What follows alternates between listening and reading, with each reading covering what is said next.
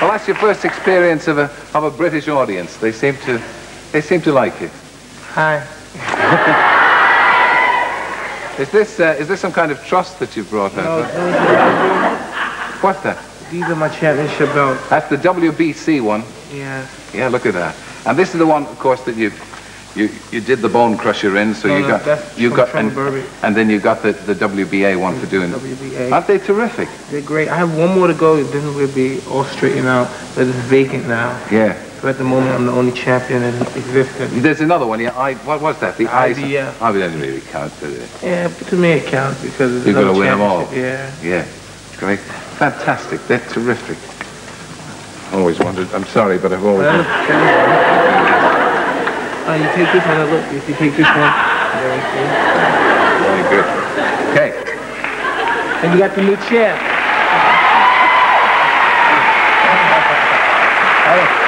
I like that one. I like that one best because it holds your stomach in. Now you saw Frank Bruno today. Yeah. Is he in good shape? He looks in great shape. Does he? Yeah. So I mean, you'll be ringside for Bruno against Tillis, old Quick Tillis. So how do you see the fight going? Well, this should be a very interesting fight because Frank is coming off a loss, and I'm sure he's very determined to get back, the snap and the enthusiasm of the British crowd. Yeah. But I'm sure everybody loves Frank and great. Oh, they'll want him to win, yeah. Yeah, I'm sure, because I see the crowds when he fights. What do you think his chances are against Tillis? Because Tillis is a good fighter. Very good fighter, and it's an even fight. Because Tillis, I remember a long time when I went to camp to box with Bruno, Tillis was there. And Tillis, you sparred with Bruno? Yeah. Was this when you were an up-and-coming fighter and he was there? We were both young. Yeah. He was like 20, I was like 15 when we first started. How did you get on with the sparring? This is the boxing. Yeah. And Tillis, you sparred with him as well? No boxing, Did you? Fight, yeah. Yeah, just the fight. So you must have your ideas. I mean, can we ask you for a prediction?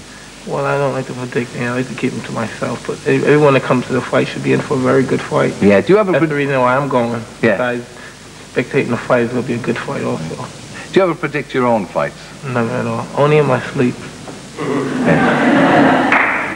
Now, outside the ring, as we've heard, you're a very softly spoken man.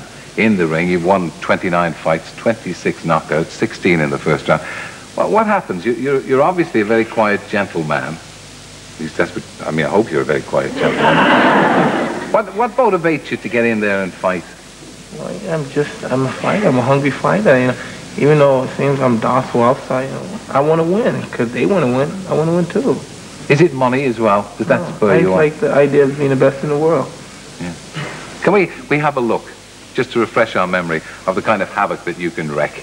Well, we're going to look at fight something. Yeah, well, you needn't look at it, but we'll look at it because... He's come in tonight to show how brave and how tough he is.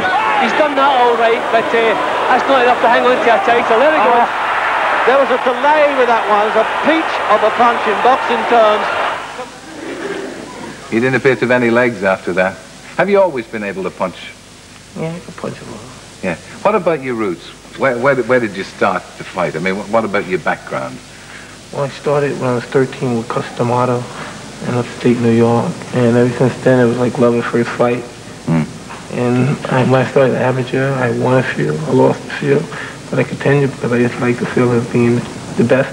You know what I did. And then I went to the Olympic trials. I lost in the finals Olympic trials. You lost quite a bit then in those days. How come? What happened to the guys that beat you? Well, how come they're not the world champions of the world? Did you just grow stronger? No, it was just a learning stage for me. I wasn't experienced the season enough. And like I say, I was going to school then. Yeah. But I never gave up. I continued to stick with it. And as you see, I have 2 belts. Yeah, sure you have. Don't do that. That hurt like hell. Well, Frank Bruno has always said that boxing really saved him from a life of crime or from a life on the streets. Would that be true of you? Because it has been said that you were a pretty rough diamond when you were young. Yeah, I came from a very wild and active neighborhood when I was a young kid. And perhaps, but I really doubt that if I would ever to become elegant enough as I am now, I would know I could have been successful in anything. Yeah. But it's real difficult for me to believe that Frank Bruno saved from a life of crime. Now, he always said that... meeting the guy and talking with the guy, I can't picture him being a fighter. Yeah. I just can't, because he's so docile, such a sweet guy. You want to give him a hug and give him a kiss. Well, that's nice from one boxer to another. But that, as you say yourself, is the way you appear, too. Now, Brownsville was where you came from. Yeah. Do you still go back there to see the kids? All the time. Well, what do you do when you go back? See, usually I go back there, and I see when I go back there, I drive in my car, the kids come around and everything. Yeah. And I can't take them all out. I put a lot of them in my car and I take them out. Yeah. I take them to like the fast food, Burger King or something. And a lot of them train. They always say, hey, come on, I box too, come to the gym. Yeah. And I go watch them in the gym and stuff. They all want to be like you. I don't know. They want to be successful. I always tell them, never want to be like someone else. Be the best in what you know how to do. Take the best in what you have and do it. Be the best. Don't be like anyone else, because you could never succeed that way. Yeah, sound advice. Did you have a boxing idol? Is there somebody? I never had an idol when I was a young kid. No. Never. Because you compared sometimes because of your build with Rocky Marciano. No, I never had an idol. Well, my neighborhood where I come from, it's funny because that's how we were brought up. If you had an idol, that was a sign of weakness, that you had to look up to somebody. And we didn't look up to just people. Just to lean on yourself. Really. It's really crazy, but that's how we were. What about, I mean, speaking for my own wife, she's a terrific boxing fan. Women seem, perhaps even more than men, seem terribly keen on boxing, and boxing always has its share of female followers. How do you keep yourself pure?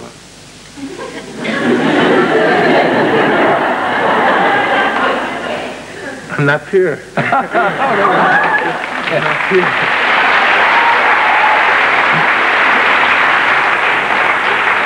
Actually, you were doing the discos last night, shouldn't you be in bed early? Fighters like you should be fit and in bed by 10 o'clock. You know, can I tell you something? Yeah. I do enough road work, enough training to last me, believe me, almost a lifetime. And I think it's due to me to enjoy myself sometimes when I have the luxury to do it. That's right. You go back and go into training, will you? Because you've got a fight coming up, haven't you, on May the 30th? May 30th, yeah. Who are you going to be fighting? We don't have the slightest idea. It has to be a top contender, though. The mandatory opponent has to be within March 30th, and I don't have the slightest clue there. Yeah. I thought it was Pinkland Thomas.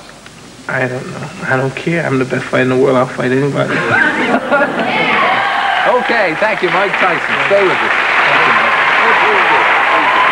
We'll leave this beside us for a minute. Thank you, Mike. It was really nice.